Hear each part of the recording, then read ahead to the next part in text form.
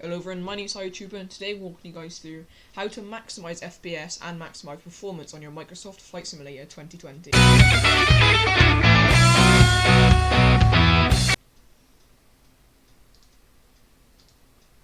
So, to begin with, to maximize your Microsoft Flight Simulator 2020 performance, I've got a few simple steps that are really simple to follow, really easy to follow, and will definitely maximize your performance at least by a few FPS and just make your game a lot less stuttery. So, but just to begin with, it's a very simple one. Go into your Windows search bar here and search Game Mode. Click Open on Game Mode Settings. And as you can see here, your PC might have it as standard if you haven't turned it off already, where it says when game mode is on, Windows optimizes your PC for play. But for some reason, if you have game mode on, it might sound like it maximizes performance, but it will actually cause a lot more FPS loss on games such as Microsoft Flight Simulator. So make sure that is turned off. Now guys, what you want to do is click on here where it says Xbox Game Bar. Now you want to make sure that the Xbox Game Bar is also off. And you also want to make sure that when you go you also want to make sure that if you're not using a controller, then this doesn't really matter, but if you press this, then it will open it, so make sure that is off as well, like that.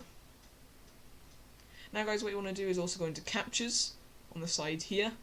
You also want to make sure, this will definitely decrease your FPS, as I'm sure you guys could understand.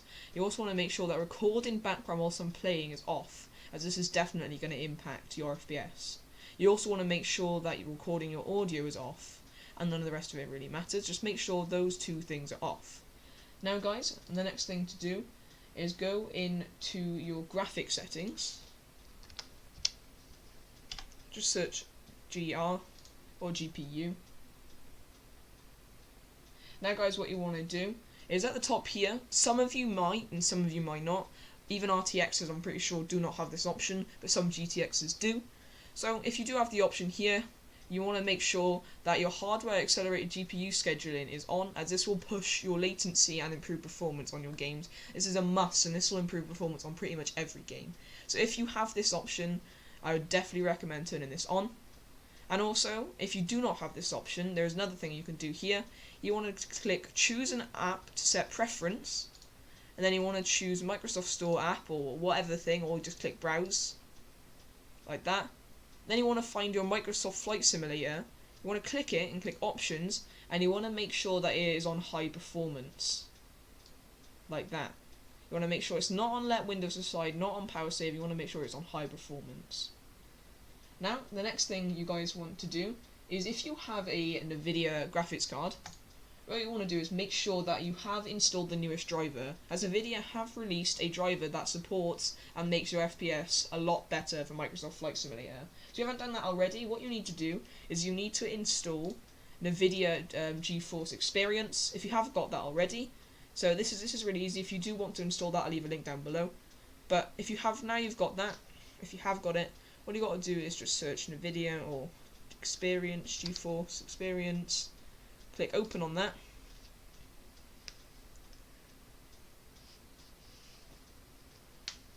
Now guys, you want to let that load up.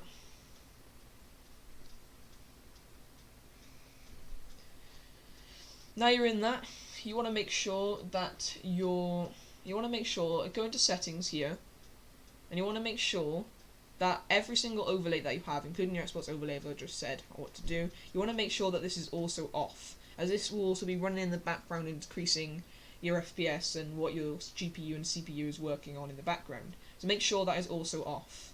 Now guys, also there's another thing you want to do is go into drivers, and you want to make sure that you have installed the latest GeForce Game Ready driver for your GPU.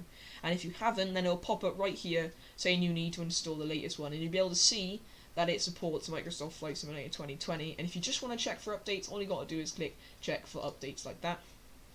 And as you can see there, I have already installed the latest GeForce Game Ready drivers. And now another thing I recommend to do is you want to find your